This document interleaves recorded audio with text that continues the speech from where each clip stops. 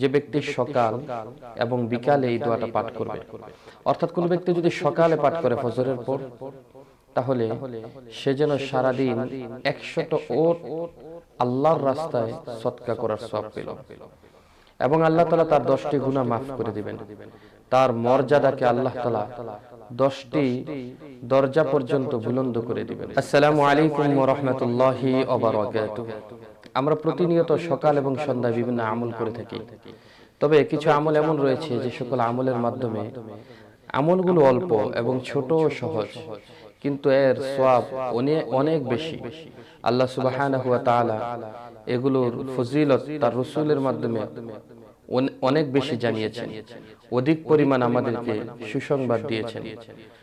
তাছাড়া অল্প আমল কিছু এমন রয়েছে, অল্প কিছু দোয়া, সহজ কিছু দোয়া এমন রয়েছে যেগুলো পড়ার মাধ্যমে সহজে আপনি আল্লাহ তাআলার নৈকট্য অর্জন করতে পারেন, অনেক সওয়াব, অনেক নেকি হাসিল করতে পারেন।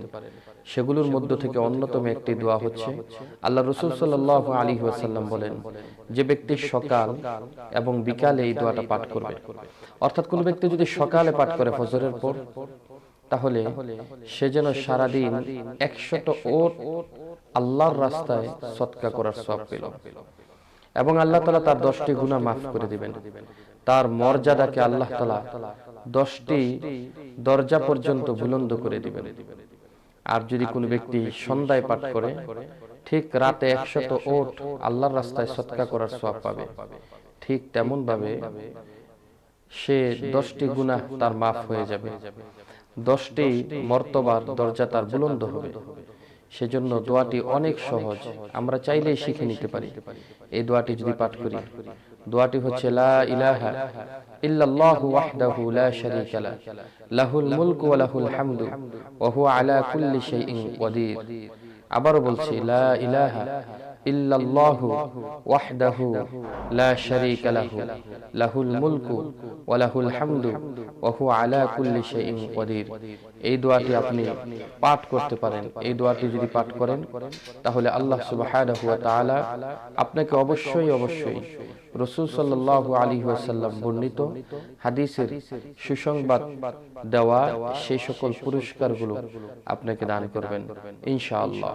আসসালামু আলাইকুম ওয়া রাহমাতুল্লাহি ওয়া বারাকাতুহু।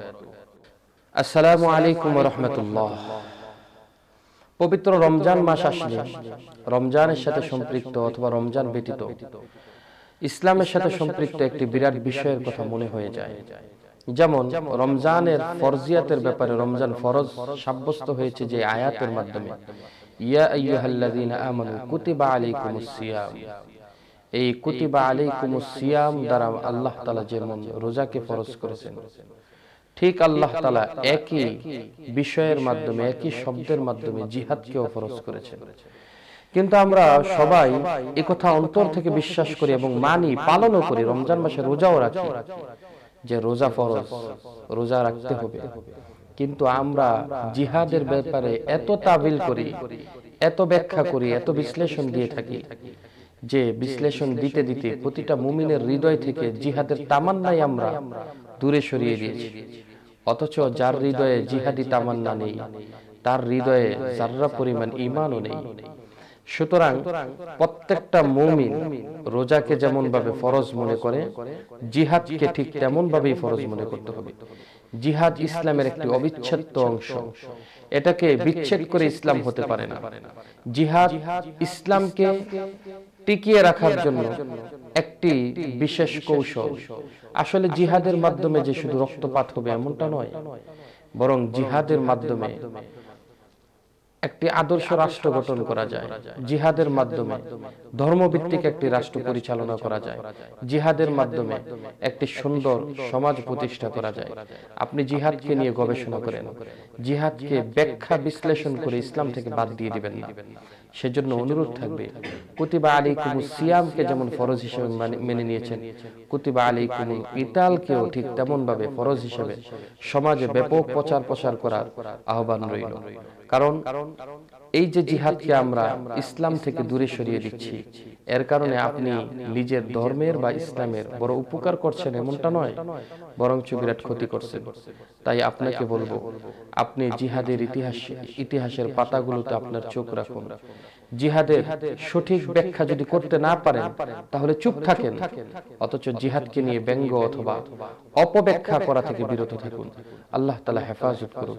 আসসালামু আলাইকুম ওয়া রাহমাতুল্লাহি ওয়া বারাকাতুহু।